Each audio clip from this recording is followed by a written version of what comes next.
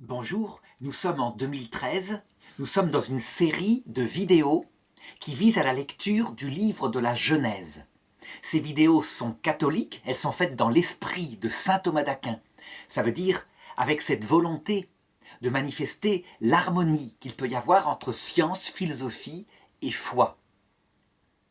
Ce que je voudrais aborder dans cette vidéo, c'est la théorie de l'évolution. Est-ce que la théorie de l'évolution est compatible avec la foi catholique? Le texte biblique aborde, je dirais, l'apparition de la vie végétale et de la vie animale dans le premier récit. Et c'est véritablement toute une série de versets qui parlent de cela, avec une caractéristique particulière. C'est que sans arrêt, le texte dit que Dieu créa les espèces selon leurs espèces. Pour les plantes, c'est à partir du verset 11. Dieu dit que la terre verdisse de verdure, les herbes portant semences, et des arbres fruitiers donnant sur la terre, selon leur espèce, des fruits contenant leurs semences. Et il en fut ainsi. La terre produisit de la verdure, les herbes portant semences, selon leurs espèces. À chaque fois, le texte biblique insiste sur cela. Les arbres donnant, selon leurs espèces, des fruits contenant leurs semences. Et Dieu vit que cela était bon. Il y eut un soir, il y eut un matin, troisième jour. En ce qui concerne la vie animale, c'est à partir du verset 20, avec la Bible qui distingue d'un côté les bestioles qui grouillent et qui rampent, et de l'autre côté les bêtes. Dieu dit que les eaux grouillent d'un grouillement d'êtres vivants, et que les oiseaux volent au-dessus de la terre contre le firmament du ciel, et il en fut ainsi. Dieu créa les grands serpents de mer et tous les êtres vivants qui glissent et grouillent dans les eaux selon leurs espèces, et toute la gent ailée selon son espèce. Et Dieu vit que cela était bon, Dieu les bénit et dit « Soyez féconds, multipliez, emplissez l'eau des mers, et que les oiseaux multiplient sur la terre. » Il y eut un soir, il y eut un matin, cinquième jour. Et le jour continue en disant « Dieu dit que la terre produise des êtres vivants selon leurs espèces, bestiaux, bestioles, bêtes sauvages, selon leurs espèces. » C'est à chaque fois répété. Et il en fut ainsi. Dieu fit les bêtes sauvages selon leurs espèces, les bestiaux selon leurs espèces, et toutes les bestioles du sol selon leur espèce. Dieu vit que cela était bon. Alors, lorsqu'on lit de manière littérale le texte biblique, on voit que l'écrivain biblique, lui, il regarde le monde et il considère que les espèces sont fixes. La Bible, on ne peut pas le nier, c'est répété sans cesse. Elle marque la présence d'espèces.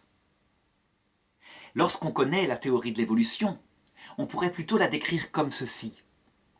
Il n'y a en fait pas d'espèces fixes, mais des apparences d'espèces fixes. Parce qu'en réalité, très lentement, au cours des millions d'années, les espèces sont perpétuellement en micro-évolution. Elles changent.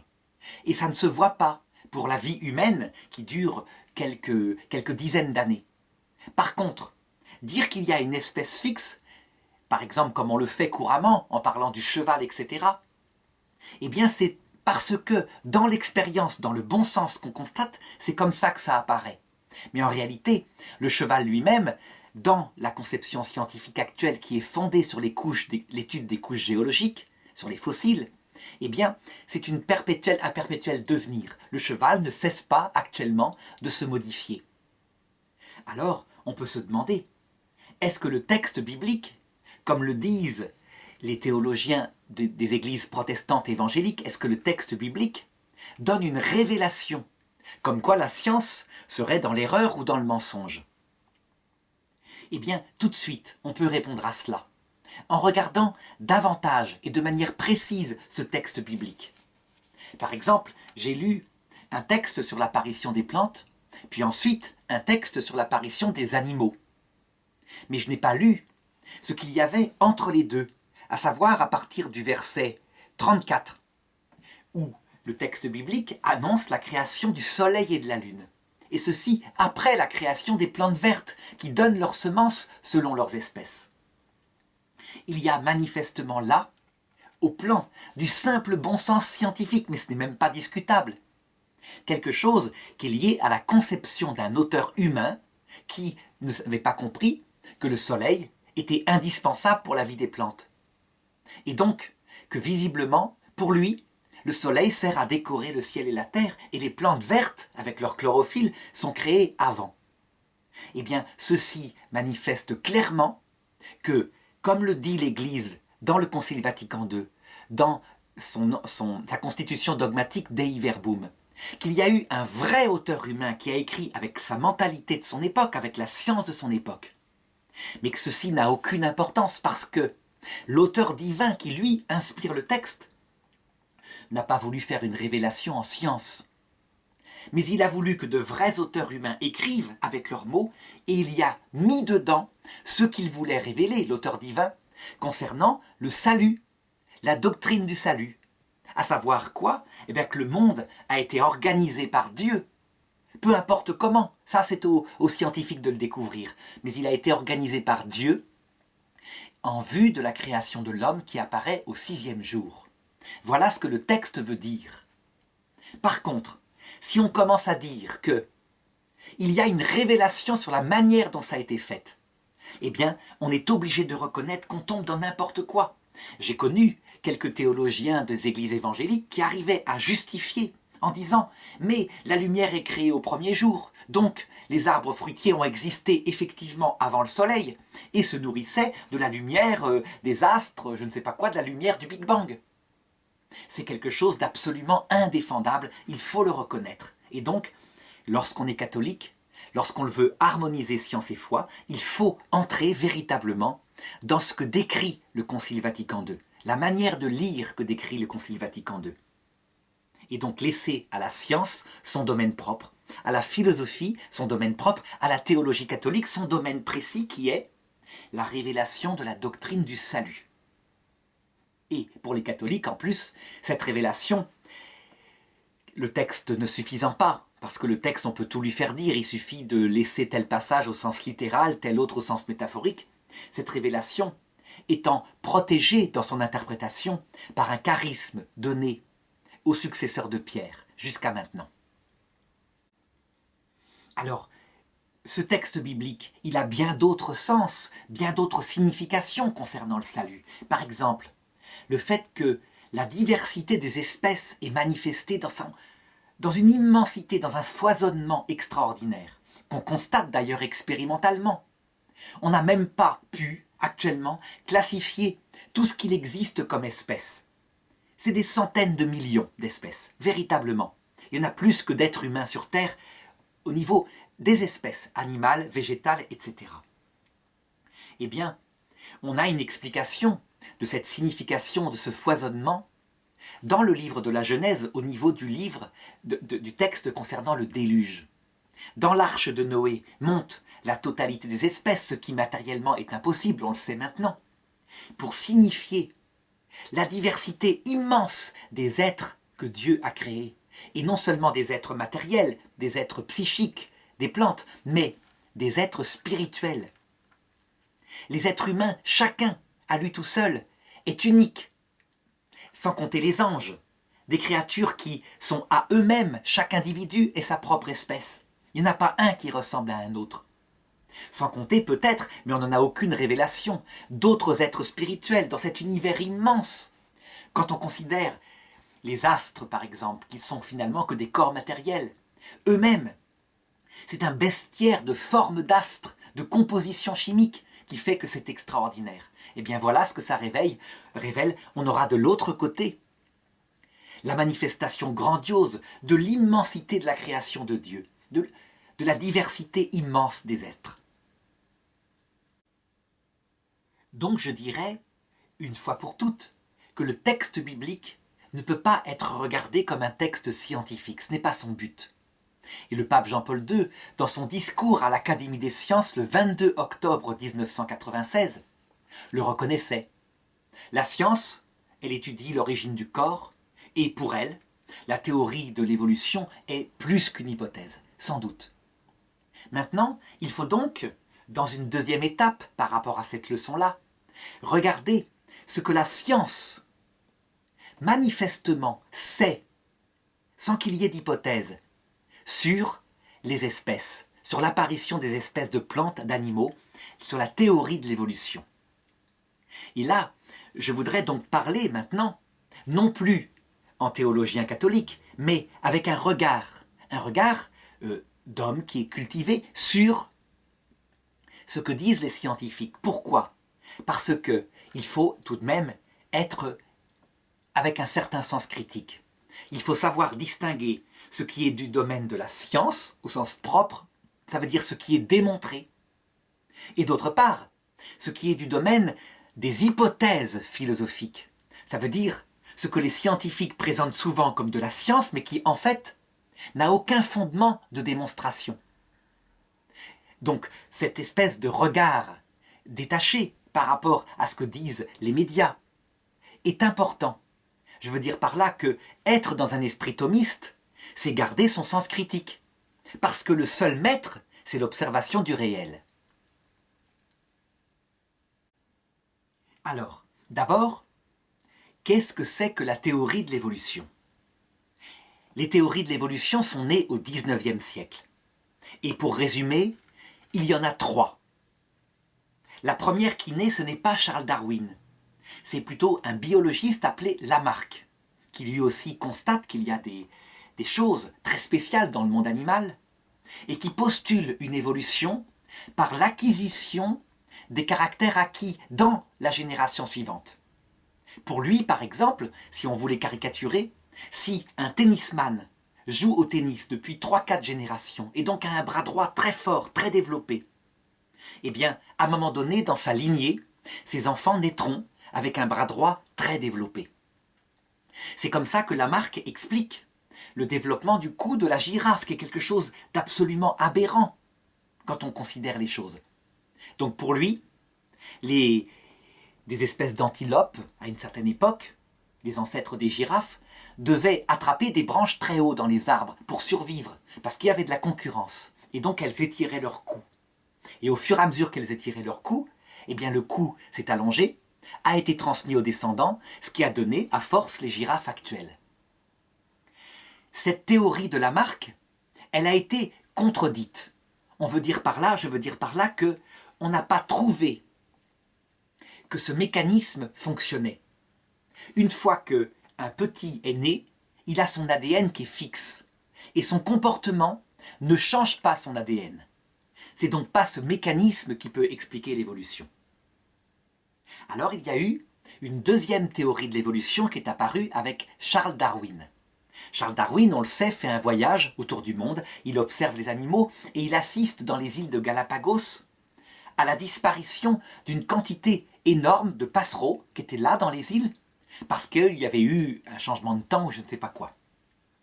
Il avait constaté que les passereaux étaient de plusieurs espèces en fonction de leur nutrition. Certains avaient des gros becs pour manger de grosses graines, d'autres un bec très fin pour manger des graines très fines.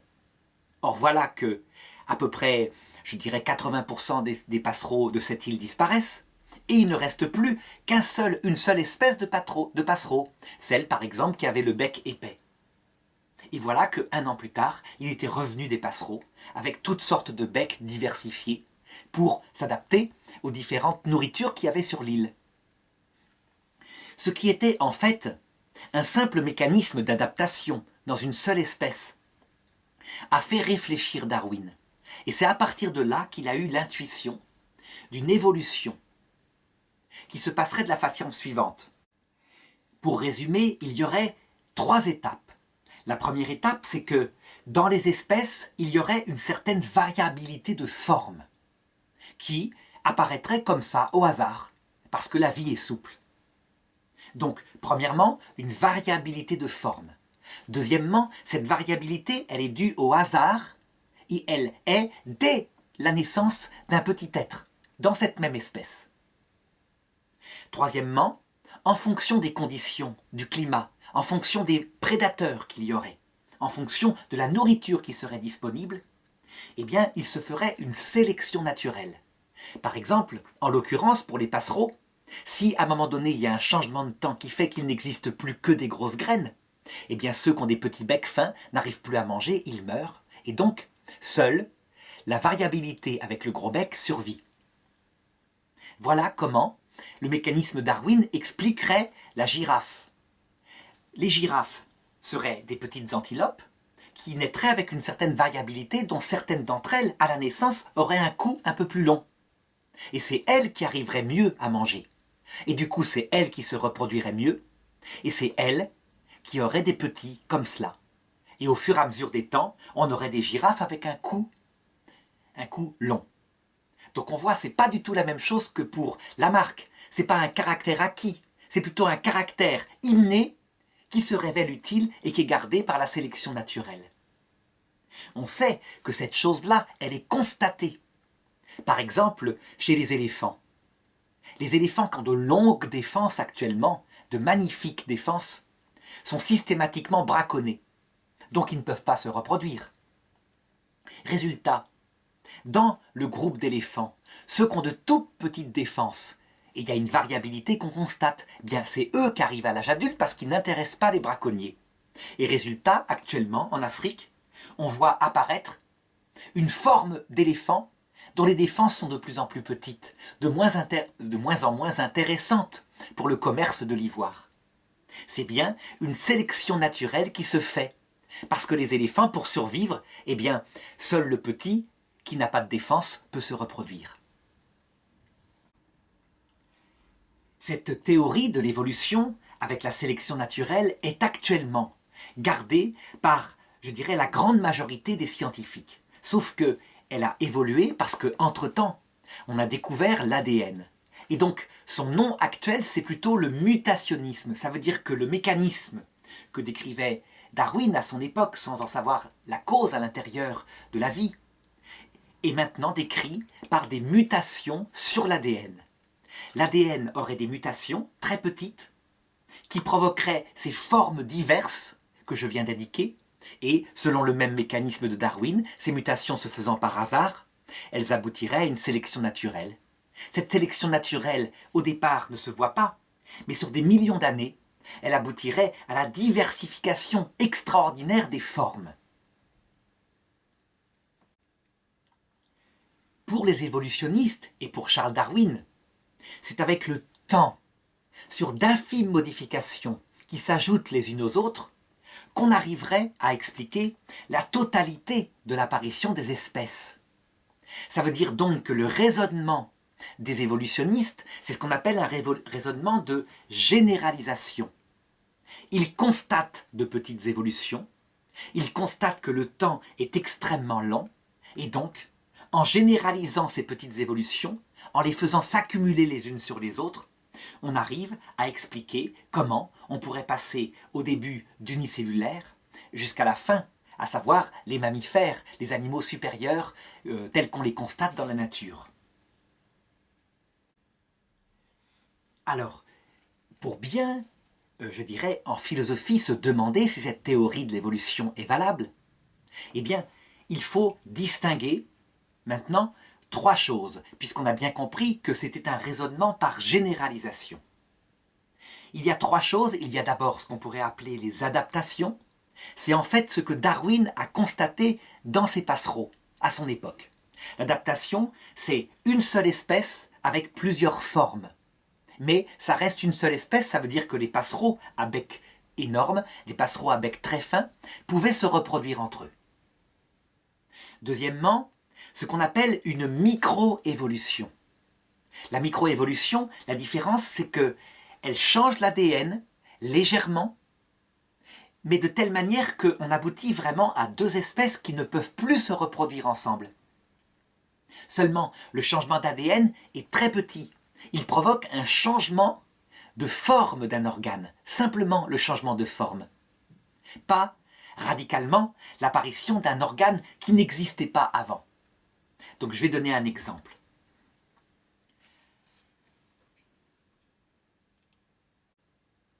Imaginons qu'un être humain, un enfant, naisse et que sur ses doigts, la peau qui est entre ses doigts soit palmée.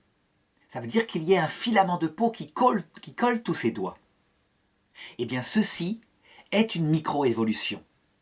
Ça veut dire que pour l'expliquer, il faut une toute petite modification d'ADN, très très faible. Chez l'être humain, évidemment, si un enfant naît avec ça, tout de suite ses parents le font opérer. Ils ne veulent pas de ça. Ils savent très bien que cette différence ne sera pas acceptée et donc qu'il n'arrivera jamais à se marier. Il y a l'aspect culturel qui joue, c'est évident. Mais imaginons que ça arrive à un animal qui chasse dans l'eau. Cet animal, il a les pattes palmées.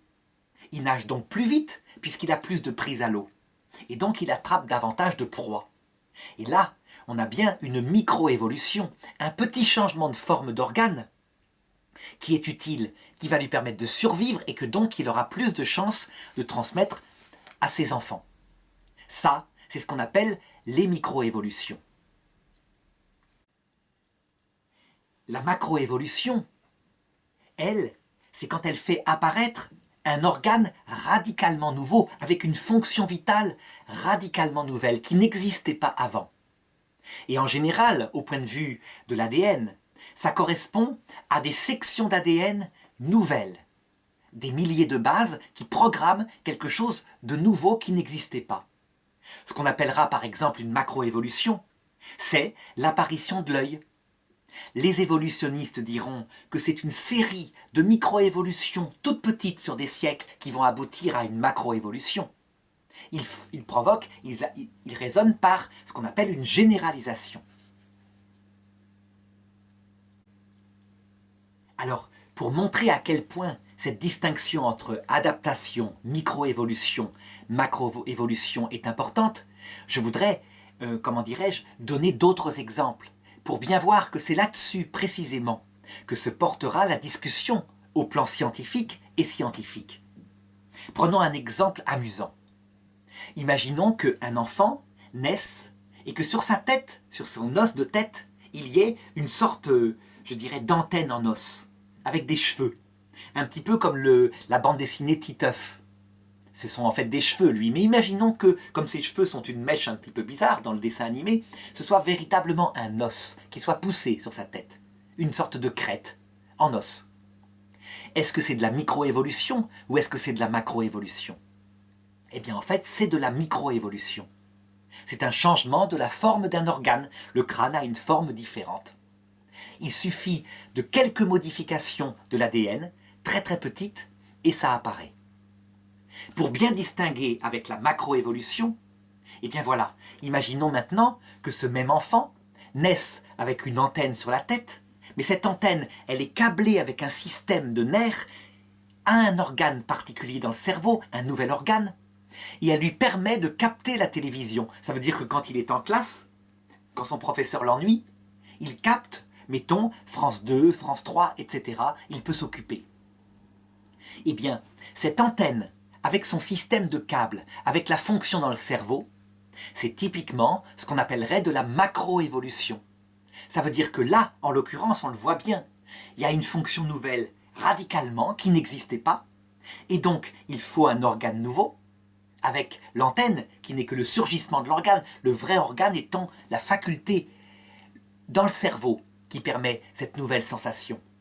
Évidemment, ça correspondra à un code ADN extrêmement précis, très développé, nouveau, radicalement nouveau et qui n'existait pas avant. Donc la question qu'on peut se poser, c'est est-ce que les scientifiques ont raison de généraliser les microévolutions pour expliquer les macroévolutions, comme par exemple l'apparition de l'œil? C'est ce qu'ils font couramment. Et donc c'est ce qu'on va se demander maintenant, d'abord d'un point de vue scientifique. Quand je dis un point de vue scientifique, ça veut dire en se penchant sur des faits mesurés, des fossiles, ou alors sur l'étude de l'ADN. Donc je sors vraiment des hypothèses pour regarder ce qui de fait est démontré. Donc la première question que je vais me poser, c'est est-ce que les microévolutions sont démontrées? Eh bien, la réponse est manifestement oui. Les microévolutions sont démontrées. Et elles sont démontrées largement et de plus en plus puissamment. Alors, d'abord, pour le démontrer, il faut regarder les fossiles. Et ensuite, il faut regarder la possibilité du mécanisme selon les lois de Darwin. Eh bien je dirais que des fossiles qui manifestent des microévolutions, on en a plein. Alors prenons simplement l'histoire de ce coquillage particulier qu'on appelle une paludine, dont on suit l'évolution sur plusieurs millions d'années dans un lac très très vieux, qui a existé sur des millions d'années avant de se remplir, et que finalement il se bouche. On voit bien qu'en bas, dans les couches géologiques en bas, les paludines ont une coquille qui est lisse. Et au fur et à mesure que le temps passe, la coquille devient de plus en plus crénelée avec des dessins pour aboutir à une coquille qui semble de forme totalement différente de ce qu'elle était au début. Ça, c'est une preuve sur des millions d'années d'une microévolution. Mais cet exemple, il est peu parlant. Prenons l'exemple du cheval. Le cheval, ça a été pendant des années, au 19e et au 20e siècle, la preuve absolue de la macroévolution. Pour ma part, je pense que l'exemple des équidés, c'est plutôt un exemple de microévolution. Donc voilà ce qui se passe. On trouve des squelettes très anciens, donc il y a, mettons, 25 millions d'années, qui ont 5 doigts aux pattes, et dont véritablement les os, quand on les regarde, c'est un équidé. C'est un petit animal qui fait, mettons, 35 cm de haut. Ensuite, on trouve, quelques millions d'années plus tard, un équidé qui visiblement a 4 doigts, et l'un d'entre eux s'est rétracté et caché dessous. Puis ensuite, quelques millions d'années plus tard, 3 doigts, 2 doigts, jusqu'à maintenant, où il y a un sabot qui en fait est un ongle, et à l'intérieur du sabot, les 5 doigts sont présents, mais repliés. Et donc on connaît comment est le pied des équidés actuels. Eh bien je dirais que là, manifestement, on a, à travers les fossiles, une preuve de la microévolution. Visiblement, le sabot du cheval, il a les mêmes os que le petit équidé du départ, mais qui ont été réorganisés peu à peu, en vue d'une course beaucoup plus adaptée. Sans doute parce que les 5 doigts étaient gênants pour sa course et que le sabot était plus pratique. Alors je peux citer d'autres exemples, mais je ne vais pas les multiplier. On connaît l'exemple aussi de l'origine de la baleine. Et ça, c'est pour montrer à quel point les microévolutions ont un effet effectivement extraordinaire, mais à force d'accumulation de petits changements d'organes. Donc au départ, on trouve, il y a 50 millions d'années, un animal terrestre qui a disparu, qu'on appelle le Pachycétus, et qui faisait à peu près 30 cm de hauteur. Cet animal n'avait pas de descendants connus sur Terre. Quand on étudie son squelette, on ne voit pas de descendants connus sur Terre. Mais il y avait quelque chose de particulier, une forme d'os que les spécialistes identifièrent comme étant actuellement connue, mais uniquement chez les cétacés, les dauphins, les baleines, etc. Donc l'hypothèse était, est-ce qu'on n'aurait pas là l'ancêtre des baleines? Et voilà qu'on trouve, effectivement, vers 49 millions d'années, donc pas longtemps après, en termes géologiques, un petit animal de 3 mètres de long tout de même, il a grandi, qu'on va appeler l'ambulocétus, qui nage dans l'eau, qui a les pattes palmées, qui a 4 pattes palmées, qui lui permettent de nager et d'attraper des proies. Visiblement, c'est un cétacé. Donc, on peut imaginer qu'à partir du précédent, le Pachycétus, jusqu'au suivant, l'ambulocétus, on a un rapport. En tout cas, il est certain que le Pachycétus, lui, il a disparu. Ensuite, vers 37 millions d'années avant maintenant, on trouve un vrai cétacé, pour le coup. Il a des nageoires à l'avant et à l'arrière, il a 2 paires de nageoires. Et puis, sa queue s'est transformée pour devenir une queue capable de battre l'eau pour se diriger. Elle a une forme classique de la queue des cétacés actuels. Le fait qu'il y ait ces petites nageoires à l'arrière qui maintenant ont disparu chez les cétacés, mais qu'on repère dans les embryons des cétacés alors qu'ils sont dans le ventre de leur mère, on voit apparaître ces petites pattes arrière qui se développent, puis se rétractent et disparaissent.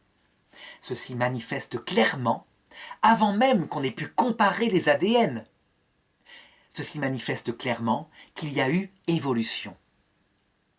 Est-ce que ce que je décris là, c'est de la microévolution ou de la macroévolution.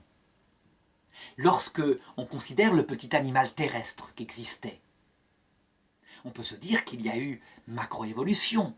Les narines sont là au départ, et puis à la fin, chez le cétacé, elles sont derrière la tête. Ça lui permet de souffler. D'autre part, le petit mammifère du départ, il y a 50 millions d'années, n'a pas de sonar pour se diriger. On sait que les cétacés actuels se dirigent avec un sonar, donc en émettant un cri, et l'écho leur permet de localiser leur proie. Est-ce qu'il y a macroévolution? Eh bien je dirais, sans doute pas, parce que c'est simplement le sens de l'ouïe perfectionné dans l'eau qui est un sonar. Et d'autre part, le fait que les narines se déplacent ici à là, c'est un déplacement d'organes, mais c'est le même organe. Il n'y a pas un organe radicalement nouveau. Si j'ai défini la macroévolution comme l'apparition d'un organe radicalement nouveau, on a bien, ici, la preuve que la microévolution existe, mais qu'elle aboutit à des changements de forme extraordinaires, uniques. Vraiment, comment peut-on comparer un mammifère géant de 20 tonnes avec le petit animal de 30 cm qui marchait sur 4 pattes? Eh bien, par succession de microévolutions, visiblement, on est passé de l'un à l'autre en 50 millions d'années. C'est un fait. Donc je dirais que manifestement, au plan scientifique, par ces simples exemples que j'ai donnés, mais il y en a des centaines d'autres, la microévolution, selon le mécanisme de Darwin, est démontrée, et elle est capable de choses vraiment extraordinaires. La deuxième voie d'accès à une preuve sur les microévolutions, c'est l'étude de l'ADN. Eh bien je dirais qu'au XXIe siècle, c'est l'étude comparée de l'ADN des animaux qui va de plus en plus se développer grâce au développement des ordinateurs hyper performants qui peuvent prendre des bases de données gigantesques avec des milliards de données, qui va permettre de répondre à la question. Donc on comparera l'ADN des dauphins, celui des baleines, on verra les rapports, les différences, la quantité, le pourcentage de différence. Si ces différences peuvent s'expliquer par des microévolutions, par exemple la différence de taille est peut-être simplement programmée par quelques ADN, quelques bases azotées changées. 3 ou 4, on ne sait pas. Alors qu'on devine très bien que lorsqu'il y a un organe radicalement nouveau, comme l'œil qui est apparu à un moment donné, il y a très très longtemps, il y a des millions d'années, eh bien là, il faut quelque chose, évidemment, de beaucoup plus performant que quelques bases. C'est pourquoi je voudrais maintenant, en science, aborder la question des macroévolutions. Est-ce que les scientifiques ont eu raison de généraliser les microévolutions pour dire « ça se passe pareil pour les macroévolutions » Est-ce que les macroévolutions sont démontrées? Alors je voudrais procéder en 2 étapes. Première étape, a-t-on comme avant des fossiles qui montreraient des macroévolutions, donc l'apparition d'organes radicalement nouveaux, de facultés vitales radicalement nouvelles? Eh bien je dirais que manifestement, oui, aussi, on a des preuves de la macroévolution. Je voudrais en donner simplement une, et il m'en suffit d'une. À chacun de se faire son opinion, pour savoir s'il s'agit ici de microévolution ou de macroévolution. Je pense à l'Archéoptérix. L'Archéoptérix, c'est un oiseau primitif qui vole, qui a des plumes, visiblement, mais qui a des dents. Ça veut dire que c'est une poule avec des dents, si on veut, qui vit donc à l'époque des dinosaures, donc qui a une tête véritablement de dinosaure. L'Archéoptérix, lorsqu'on regarde son plumage, qui est conservé non seulement par lui, mais par d'autres espèces d'oiseaux primitifs de cette époque-là, on constate que c'est un plumage dont les plumes ne sont pas simplement un duvet. C'est pas simplement, je dirais, comme ce qu'on soupçonne chez les dinosaures terrestres, quelque chose qui leur sert de fourrure, l'équivalent du poil chez le mammifère. Là, qu'une écaille se transforme en un truc plumeux qui permet de garder sa chaleur, c'est de la microévolution. Non, chez l'Archéoptérix, des plumes ont pris une forme, manifestement ordonnée au vol. Et on sait la complexité que cette forme est là.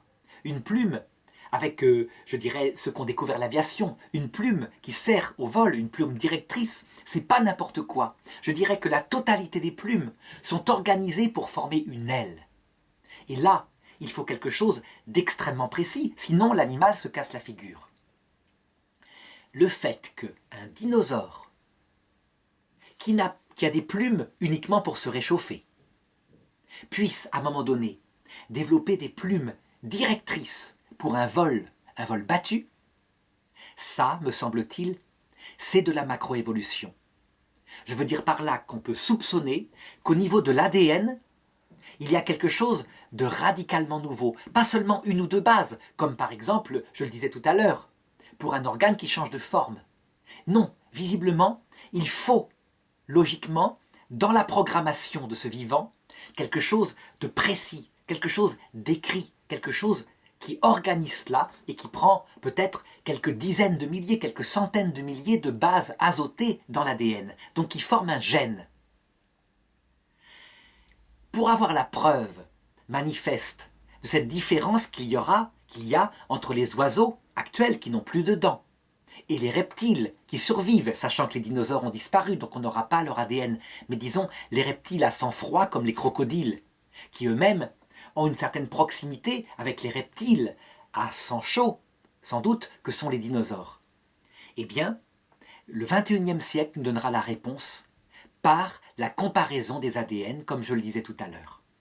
On verra exactement ce qui est en commun, et il y a forcément, si l'évolution est vraie, de grandes sections, peut-être 97%, qui sont en commun, et ce qui est radicalement nouveau, ce qui est un texte ADN nouveau, écrit, et qui permet, par exemple, de programmer le vol. Alors, maintenant, si je dis que les macroévolutions sont prouvées par cet exemple-là, attention, je n'ai pas dit que la cause, le mécanisme indiqué par Darwin était démontré. Ça, c'est autre chose. Et je voudrais montrer ici, en science, la difficulté que posent les macroévolutions. Donc le fait est là, il y a des macroévolutions. Reste à savoir si le mécanisme posé par Darwin peut expliquer les macroévolutions. Alors, pour comprendre la difficulté, je voudrais prendre l'exemple que Darwin lui-même avait mis en avant, l'exemple de l'œil. Et c'est un exemple qui est travaillé énormément par les évolutionnistes, parce que justement, c'est l'un des problèmes les plus manifestes. L'œil est apparu dans plusieurs embranchements. Un embranchement, c'est une classification très vaste, où on range les animaux un petit peu par forme. Par exemple, l'embranchement des arthropodes, ce sont tous les animaux qui ont un squelette extérieur, un petit peu comme les chevaliers du Moyen-Âge, donc les insectes, les araignées. Les insectes, ils ont 6 pattes, les araignées ont 8 pattes, donc ils ne sont pas rangés dans la même classe d'arthropodes. Eh bien, l'œil est apparu chez les arthropodes. C'est un œil à facettes en général. L'œil est apparu dans un autre embranchement que sont les vertébrés. Les vertébrés, c'est tout ce qui a un squelette intérieur avec une colonne vertébrale, donc l'homme en fait partie. Et on voit manifestement que l'œil est présent chez les poissons, les reptiles, les mammifères. L'œil est apparu chez les mollusques. Et je dirais même qu'il y a un mollusque particulier dont l'œil est fantastique, hyper développé, bien plus que l'œil chez nous, les hommes. C'est le poulpe, dont le langage même est coloré. Maintenant, le problème de l'œil, c'est que c'est un organe très complexe.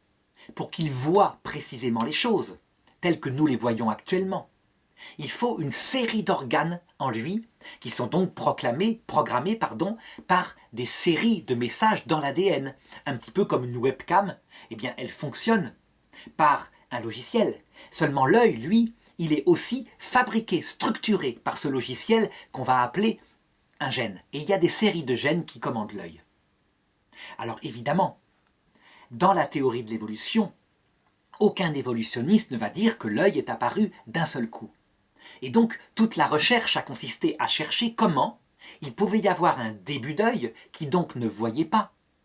et qui, petit à petit, se transformerait en un œil qui voit précisément les choses comme maintenant. Et alors, des théories se sont posées, en particulier on connaît celle-ci. Au départ, on a des cellules photosensibles qui ensuite se creusent petit à petit, ce qui fait que on ne voit plus simplement le sombre et le clair, mais on commence à préciser les choses qu'on voit. Puis l'œil se forme en une sphère. Cette sphère, évidemment, permet de focaliser la lumière, donc la vue est particulièrement précise. Puis ensuite apparaît le cristallin. Donc voilà comment les choses ont été décrites sur plusieurs millions d'années. Le problème, c'est que lorsqu'apparaît dans cette hypothèse-là les premières cellules photoélectriques, eh bien on a là directement quelque chose qui implique des centaines et des milliers de bases qui programment cette fonction, à savoir repérer le clair et le sombre. Donc toute la difficulté, c'est qu'il faut à la base expliquer cette première macroévolution qui serait une cellule photoélectrique. La vérité, c'est que si un animal quelconque commence à avoir un début de cellules photoélectriques, donc ce n'est pas encore un œil dont je parle, mais que ce début de cellules photoélectriques par microévolution ne sert à rien, parce qu'il ne peut pas apparaître d'un coup, c'est trop complexe. Eh bien c'est comme s'il avait sur lui une série de cellules qui ne servent à rien, et logiquement, puisqu'elles ne servent à rien, qu'elles n'ont aucune utilité pour sa survie, elles devraient être, dans le mécanisme de Darwin, éliminées par sélection naturelle. Je peux donner une analogie un petit peu amusante qui permet de comprendre la difficulté que le mécanisme de Darwin pose avec les théories, avec l'apparition d'organes radicalement nouveaux. Si je reprends mon exemple d'un enfant qui aurait sur la tête non seulement une antenne, mais une antenne avec un câblage qui lui permet de capter la télévision. Eh bien, au départ, puisqu'il faut une série de gènes extrêmement complexes pour une telle fonction, les évolutionnistes diront, en raisonnant, qu'il apparaît un début de cette fonction-là. Par exemple, simplement une antenne, une petite antenne sur la tête. Et on voit bien la difficulté. C'est que cet être humain, avec ce début d'antenne sur la tête qui ne sert à rien, qui est une micro-évolution de fait, et qui va devoir se perfectionner sur des milliers de générations, eh bien cet être humain, il aurait peu de chances de se reproduire parce qu'il a une tête bizarre. Et donc pour trouver une femme, c'est plus difficile. En général, par sélection naturelle, il sera éliminé. Je veux dire que ses parents l'opéreront pour supprimer cette bosse. C'est une analogie, évidemment, mais qui montre bien la difficulté du mécanisme de Darwin pour expliquer, je dirais, donc les macroévolutions. Je pense qu'au plan scientifique, on en est là. Il faut être honnête. Aucun scientifique n'a d'explication du mécanisme de ces macroévolutions qu'on constate. C'est un fait. Je dirais que c'est encore au XXIe siècle, grâce à l'étude de l'ADN comparé, qu'on saura exactement ce qui s'est passé. Parce que les traces, elles sont là, chez les vivants, qu'il suffit de comparer. Et donc, si on constate manifestement que, à un moment donné, de grandes sections d'ADN, vraiment radicalement nouvelles, qui expliquent l'œil, par exemple, sont là. Avec, mettons, 10 millions de bases, hyper programmées. Eh bien, on sera confronté à la difficulté. On peut soupçonner que c'est ça qui se passe. De fait, on constatera qu'il existe des animaux qui n'ont pas cet ADN, puis, après, sans qu'on ait les intermédiaires, puisqu'ils ont disparu, des animaux qui ont l'œil et qui ont donc ce programme informatique, entre guillemets, qui est là, qui est au point. Toute la difficulté sera donc de savoir si c'est le mécanisme de Darwin qui explique ceci, ou s'il faut trouver un autre mécanisme. Et là, il faut le reconnaître, on est obligé de passer actuellement en philosophie. La philosophie qui est donc une science réaliste, mais qui se sert pas seulement de ces données, puisqu'elles n'existent pas encore, qui se sert de l'observation de ce qu'on connaît actuellement, et qui, par toutes sortes de raisonnements, cherche à expliquer les choses. Eh bien, je dirais que le philosophe, lorsqu'il est réaliste, il est dubitatif. Il ne peut pas faire autrement. Parce qu'il est confronté, comme dans la leçon précédente qui parlait de l'apparition de la vie, à l'apparition d'immenses sections d'ADN programmées. Et, comme tout à l'heure, le simple calcul de probabilité lui fait dire qu'il y a quelque chose qui semble impossible aux lois de Darwin. Que les lois de Darwin permettent l'allongement d'une patte, son raccourcissement, parce qu'il y a de la variabilité, très bien. Mais expliquer par les lois de Darwin l'apparition d'un ADN de 100 000 bases, précis, organisé, qui programme la vision, par exemple, c'est vraiment quelque chose d'énorme. Pourtant, on est obligé de constater ce qui pour le coup est scientifique, à savoir le fait de ces macroévolutions. On est obligé d'admettre que dans l'homme, il y a tout l'ADN qui était au départ chez les bactéries, qui permet la division cellulaire dans son corps. C'est clair. Donc c'est comme si ce qui existe au départ, effectivement, sert pour ce qui est parfait à la fin. Rien n'est effacé. Seulement le philosophe, lui, il n'est pas borné à chercher un mécanisme matériel. Le philosophe, il est capable, il a le droit de regarder d'autres formes de mécanismes d'évolution. Et par exemple, on a une analogie extraordinaire qui a eu lieu au XXe siècle à travers l'évolution des ordinateurs. Alors certes, c'est une analogie, ce n'est pas plus que cela. Mais simplement, elle doit faire réfléchir. Donc ça veut dire que ce que je vais comparer maintenant, les ordinateurs et la vie, c'est totalement différent. La vie, elle est immensément plus complexe. La vie, il faut que son mécanisme d'ADN fabrique l'ordinateur lui-même. Alors que là, je vais simplement parler de programmes, comme les programmes inventés par la société Microsoft de Bill Gates. Seulement, il y a analogie quand même. Alors, la vie, on peut dire qu'elle est en mode quaternaire. Ça veut dire que tous les vivants sont programmés avec 4 bases.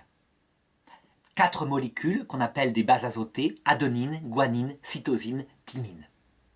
L'informatique, lui, il est programmé avec 2 bases. Il est en mode binaire, 0 et 1.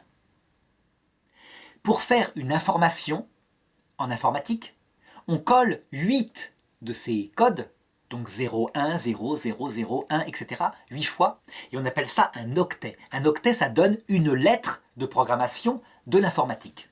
Le A, le B, etc. Donc, on voit bien que pour l'informatique, on a un certain nombre de caractères possibles pour écrire tous les programmes.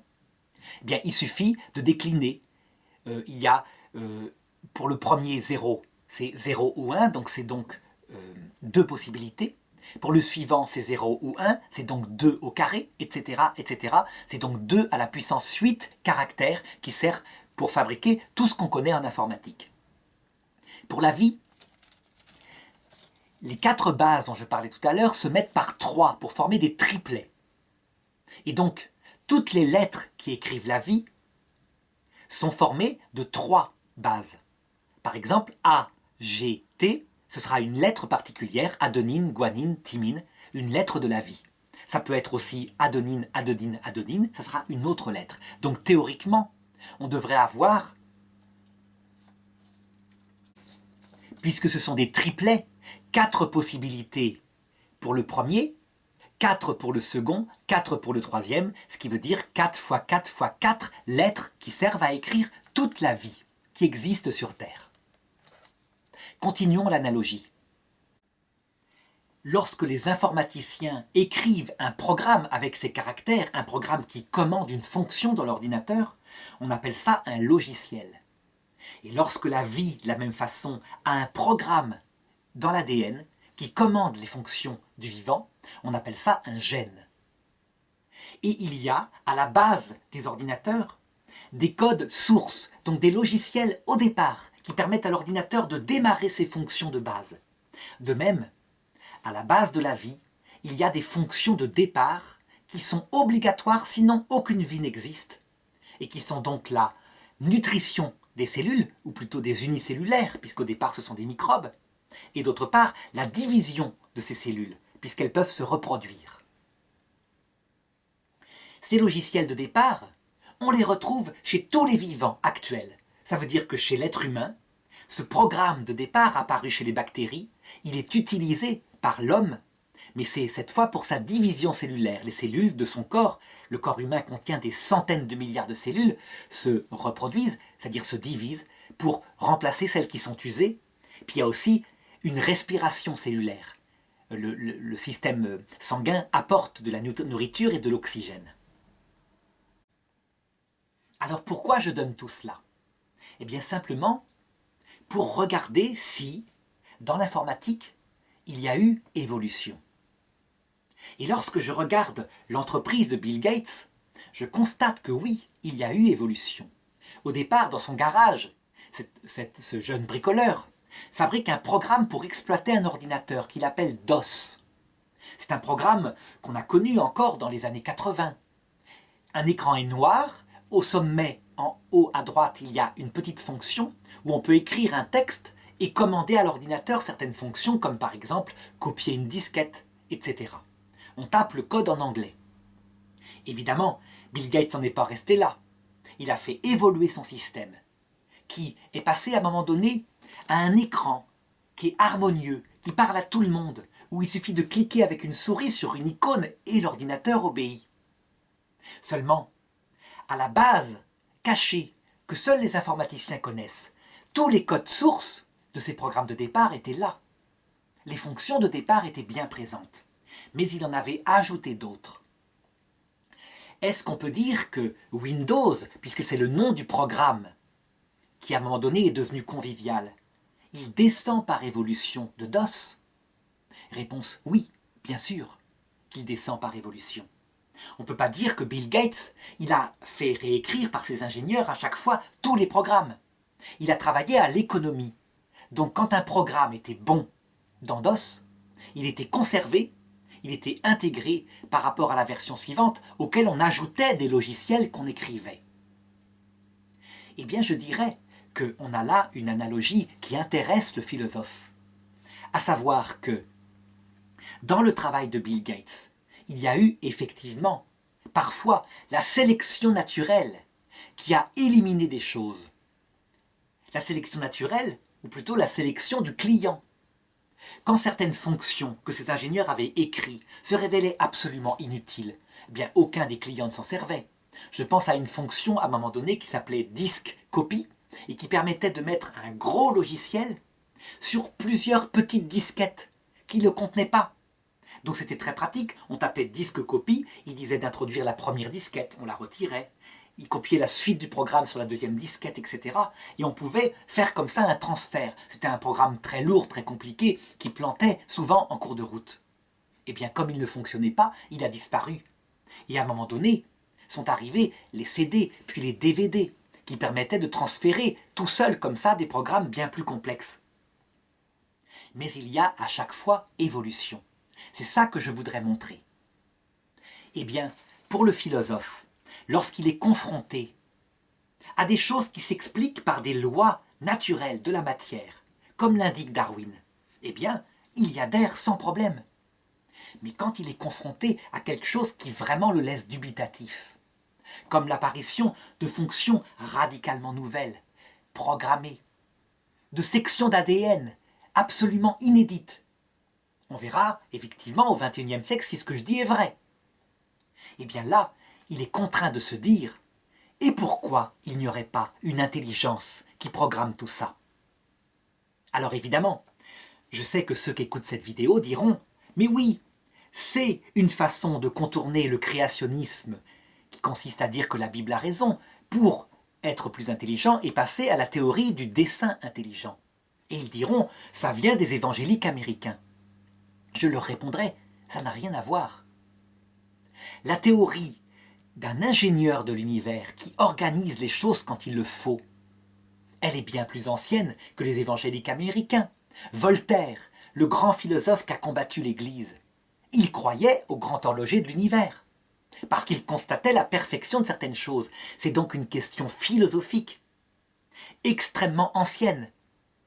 Et il est plutôt intéressant de voir que ceux qui étaient créationnistes dans les évangéliques et qui se rendent compte que manifestement Ils, ils se plantent, ils vont dans une voie sans issue. Puissent quand même regarder les choses avec la méthode de saint Thomas d'Aquin et dire que manifestement, il y a des phénomènes qui n'ont pas d'explication par les lois de la matière. Ils sont en philosophie. Et je dirais que les scientifiques qui disent, eux, que les macroévolutions sont expliquées, que c'est un fait, que ça se fait par les lois de Darwin, en réalité, ils ne sont pas scientifiques. Ils sont des philosophes qui émettent une hypothèse, qui disent que la matière, par ses mécanismes aveugles, peut produire une information nouvelle, radicalement nouvelle. Ça s'appelle une philosophie matérialiste. C'est quelque chose qu'ils peuvent défendre, tout à fait. Encore faut-il, pour que ça devienne de la science, qu'ils élaborent dans le concret, par exemple avec les ordinateurs, un programme qui le fasse. C'est pas compliqué.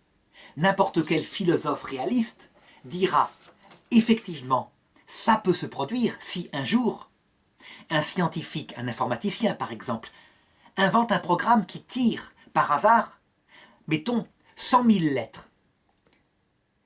Il tire 100 000 lettres 100 millions de fois par seconde. Ça sera de plus en plus possible grâce aux ordinateurs modernes. Et qu'un jour, il aboutisse, comme ça par hasard, à un texte qui veut dire quelque chose de précis sur les 100 millions de lettres tirées. Évidemment, il a le droit d'utiliser des méthodes, mais à condition que ce soit toujours le hasard. Ça veut dire que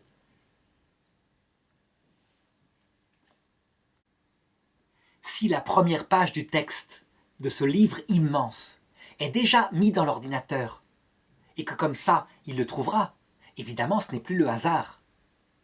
Par contre, si par hasard, puisque évidemment, on va admettre qu'un livre de 100 000 pages, je dirais, précis, qui veut dire quelque chose, ne pourra pas apparaître par hasard. Mais si par hasard, il apparaît une page de texte, simplement 3000 caractères, comme ça, qui veulent dire quelque chose, eh bien, déjà, je dirais que le mécanisme a été démontré. Ah, évidemment, on dira, 3000 caractères, c'est trop, ça ne peut pas apparaître. Mais, admettons, je dirais 300 caractères. Eh bien d'accord, que des scientifiques inventent une machine qui tire 300 lettres, 300 milliards de fois par seconde, jusqu'à ce qu'on obtienne un texte de 300 lettres avec les espaces, qui veut dire ce qu'ils veulent, n'importe quoi, en français. Et alors, en français ou dans n'importe quelle langue du monde d'ailleurs, et alors on aura démontré le mécanisme des macroévolutions, puisqu'il faut qu'apparaisse un texte précis qui programme quelque chose.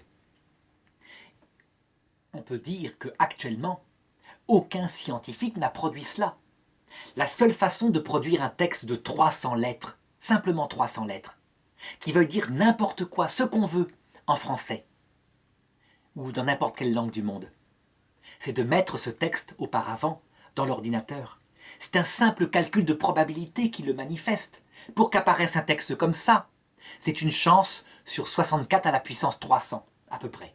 Alors évidemment, je donne un calcul flou, puisque j'ai dit que ce n'était pas pour aboutir à un texte précis que j'aurais déterminé à l'avance, mais à n'importe quel texte, n'importe quelle langue. Ça reste quand même un bon chiffre pour montrer de quoi je parle.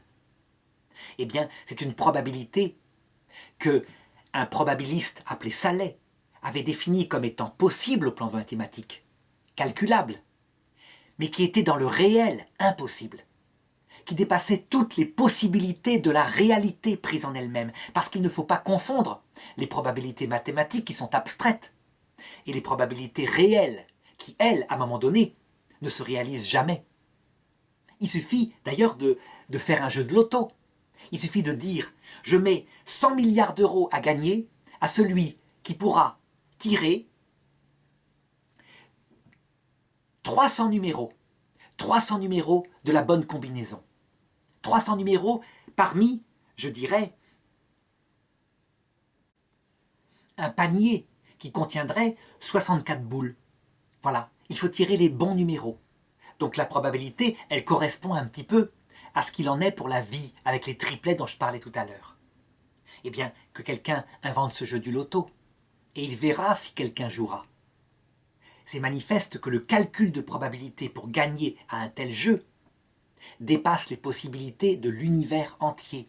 Je veux dire par là que si un homme vivait 100 milliards d'années, il ne tirerait jamais les bons numéros. C'est un problème, ça. Et donc, le philosophe, il y est confronté, il en parle en toute franchise, et maintenant, aux scientifiques qui disent que c'est démontré, de lui démontrer que c'est démontré. Alors j'ajouterai maintenant, par rapport à ces macroévolutions, la difficulté suivante. Les macroévolutions, si elles avaient lieu normalement, comme l'indique la théorie darwinienne, on devrait voir dans les fossiles à peu près ceci. Ça veut dire qu'au départ, on part de vivants extrêmement simples et qui se complexifient au fur et à mesure du temps. Ça veut dire que l'œil devrait apparaître ici, très loin. Et au départ, on devrait avoir des tas d'animaux qui n'ont pas d'yeux, puisque c'est quelque chose de très complexe. Le problème, c'est qu'on a plutôt ceci. Ça veut dire qu'au cours de l'histoire, ici, avant le Cambrien, donc avant 500 millions d'années avant maintenant, il y a tout un monde d'unicellulaires dont on ne connaît rien et qui se développe. Et au Cambrien apparaissent les espèces dont les fossiles commencent à être gardés. Et c'est une véritable explosion. Je veux dire par là qu'il existe des embranchements, à cette époque-là, dont on ne connaît rien maintenant, bien plus que maintenant. Maintenant, on ne sait pas combien d'embranchements il reste, il y a beaucoup de discussions chez les savants, mais globalement, chez la plupart d'entre eux, on parle de 5 embranchements. Donc les vertébrés, les articulés, les mollusques, les rayonnés, etc. À l'époque, il y a des formes de vie extraordinairement complexes, différentes de maintenant. Ensuite, il y a une extinction. Aucun embranchement nouveau radicalement nouveau n'apparaît. Par contre, les embranchements qui ont survécu ici se divisent, se changent de forme par microévolution, se diversifient. Puis apparaît une autre extinction massive. Il y en a eu 5 en tout. On serait à la 6e extinction avec l'homme depuis l'apparition, je dirais, et qui a fait disparaître les grands mammifères géants qui vivaient dans les pays nordiques en particulier. Mais au cours de ces extinctions, à chaque fois, c'est comme si la diversité du début était simplement déclinée, mais sous une forme, sous un nombre de formes plus restreintes. Actuellement, ici, où on en est, il reste donc, par rapport à ce qu'il existait avant, très peu de choses. Par contre, on constate qu'à chaque fois la vie reprend et se rediversifie, mais selon le mode de fonctionnement qui lui était de manière antécédente déjà présente. Donc, ce qu'on constate dans les fossiles pose problème par rapport aux macroévolutions. Comment expliquer cette explosion de formes de vie au Cambrien? Et comment expliquer que maintenant, ça ne se produit plus comme cela? C'est quelque chose d'assez étonnant, en tout cas quelque chose qui se pose comme question aux scientifiques, qui se pose aussi aux philosophes, mais qui, je le répète, ne concerne pas directement le croyant. Le croyant, lui, il peut comme homme en discuter, en débattre, mais il ne doit surtout pas se servir du texte biblique, qui, comme je le disais tout à l'heure, est simplement la science de l'époque où ce texte a été écrit, Dieu y mettant, par contre, infailliblement, ce qu'il voulait dire, ça veut dire la doctrine du salut éternel, et non pas une doctrine de science.